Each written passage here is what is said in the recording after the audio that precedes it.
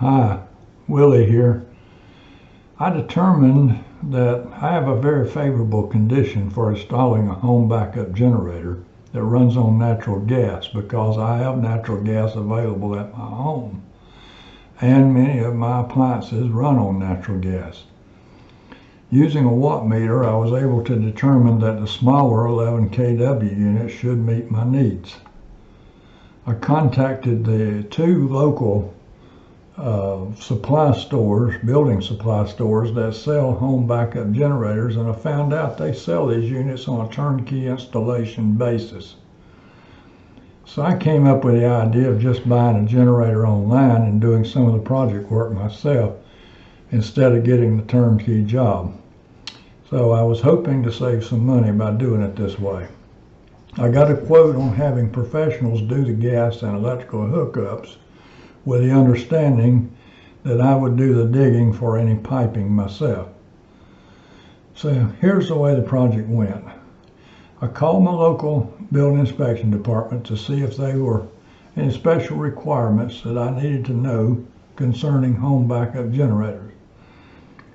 The next thing was to determine the best location for the generator. So using information I found on the manufacturer's website, I was able to make a sketch showing the layout of the installation and allowing proper spacing around the generator for ventilation. I picked a pretty good spot. I went online and ordered an 11 kW model generator with the transfer switch from Generac.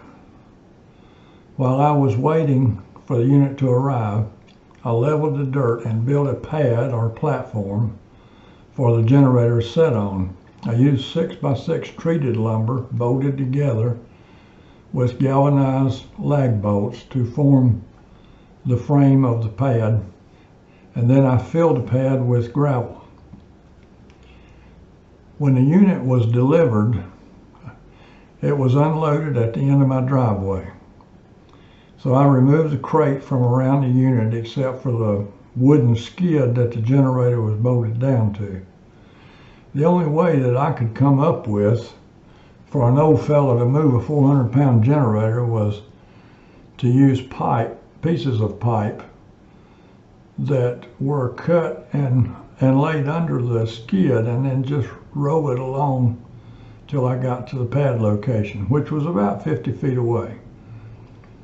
So using several pieces of pipe, I slowly moved the thing along till I got to the pad location. My next little challenge was how to get it over on the pad itself. So using a piece of plywood, I rolled the generator down and onto the pad using some temporary pieces of 2x4. Then I used brute force to spin the generator around and push it along the temporary 2x4 pieces until I got it to the exact location that it was going to sit on the pad.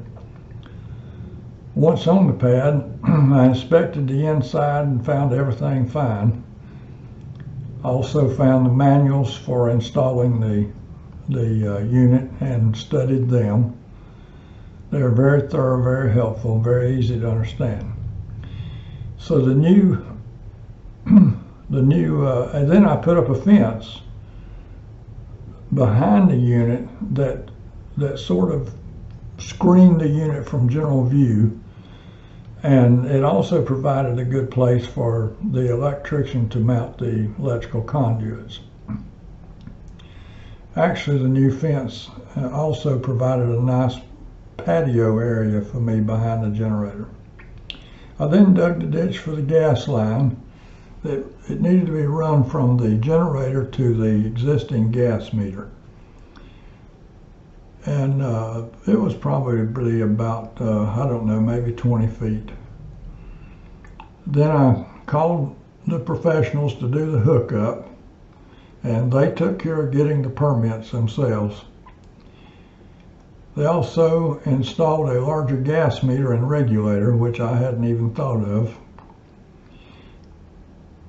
The generator was actually wired according to the instructions exactly. They even used the same color of wires that were shown in the manual. The manufacturer did not supply the battery, so I went to a local auto supply store, bought the battery, and installed it myself according to the instructions in the manual. I also installed the engine oil, which was actually furnished with the generator, but it wasn't put in until I did it. I guess that's for shipping reasons. I registered the unit, which is necessary according to their instructions. You do that with the little screen and push buttons that are on the instrument panel. That was easy, no problem. Then I set the computer settings according to their instructions, selecting my own times for the generator to run, just to keep it in good shape and so forth. That was also easy to do. Then I did the test run procedure according to the instructions, and it worked great, no problem. Since the installation, we've already had a power failure due to a thunderstorm, and the generator started up and ran great. So I'm happy with the installation, and I'm glad I bought it. I know this method of installation is not for everyone.